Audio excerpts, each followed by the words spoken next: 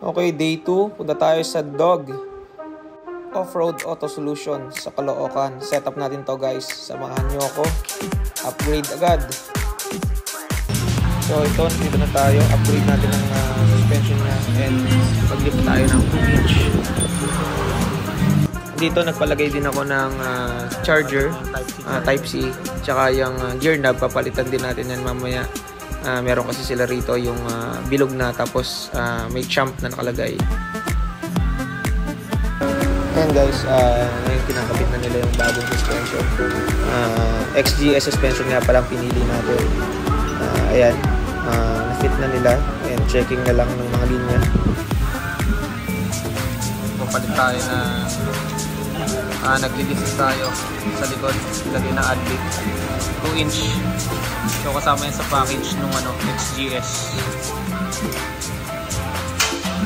Kaya nagpapalit din tayo ng emblem. Ginawa nating red. Kasi yung stock niya is silver lang. Tsaka ito medyo mas naka-emboss siya ng konti. Ayan. Naka-emboss siya.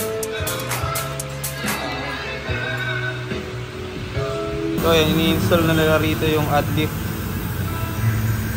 sa likod. Padagdag din ako guys ng ng sun visor. Ayan. Para dito. Tapos yung shift knob ng champ pero hindi pa nakakabit. Mamaya sabihin ko sa inyo yung itsura nung pinalagay natin. So ayan yung difference ngayon. Yan na yung gap nung na-lift siya ng 2-inch. Lalong lumit yung gulong natin. Yung tapos na sa wakas. So mapagpalit na tayo ng suspension, 2-inch lift. So gulong na lang tsaka mags. Okay nito, red.